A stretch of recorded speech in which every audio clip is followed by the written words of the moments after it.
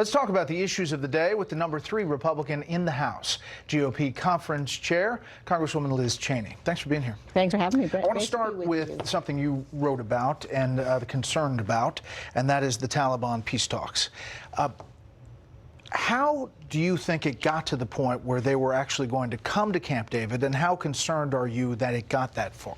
Well, I think that the important thing is to look at what actually transpired. And what has transpired now is the president has done exactly the right thing. This president has shown that he is willing consistently to walk away from bad deals. He walked away from the nuclear deal with Iran. He walked away from the INF treaty. This is a president who has demonstrated his willingness and his ability and his determination not to let the United States be taken advantage of.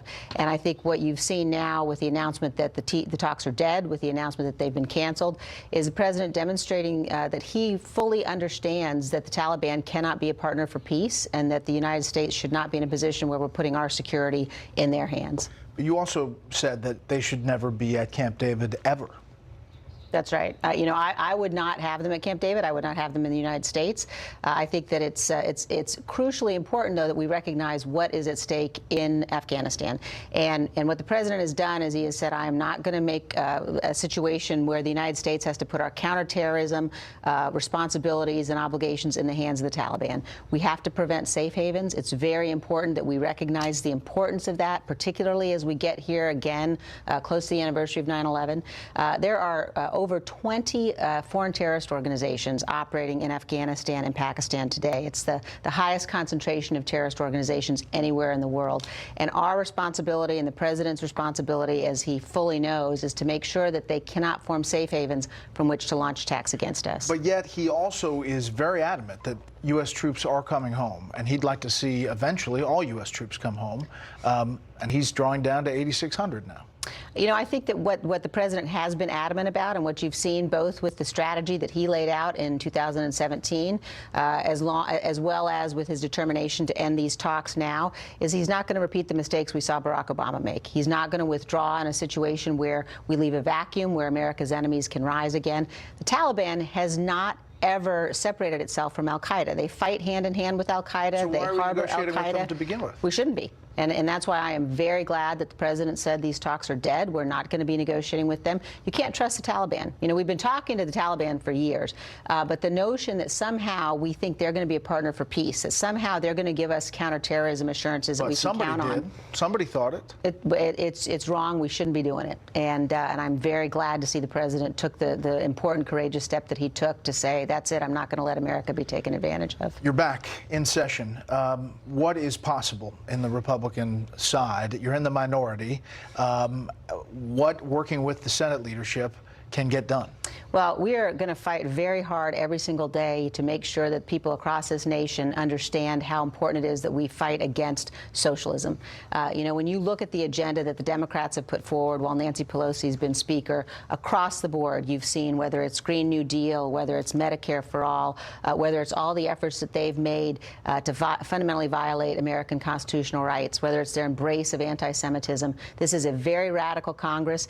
Any candidate that is out there, you just did a piece on North Carolina, any candidate in the Democratic Party that's out there saying that they're going to work across the aisle and work in a bipartisan fashion, I would urge their constituents not to believe that, instead to look at what's actually happening here in Washington, which is a Democratic Party in the House that is totally captured, totally held hostage by the agenda of the most radical members of the House. Well, they do have an agenda. Take a look at this ABC News Washington Post poll on gun issues. Required background checks, support 89%, red flag laws 86%. You see the ticking down there. And here is the House Speaker talking about what she's going to do.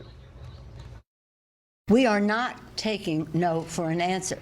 We're not going away. If this bill is not passed, Mitch McConnell and the Republicans in the Senate and the president will have hell to pay. Your response to that, do you think Senate Republicans are going to act? Look, I think that we all want to make sure we're doing everything possible to keep this nation safe. As a mother, certainly I'm very concerned about the safety of kids in schools.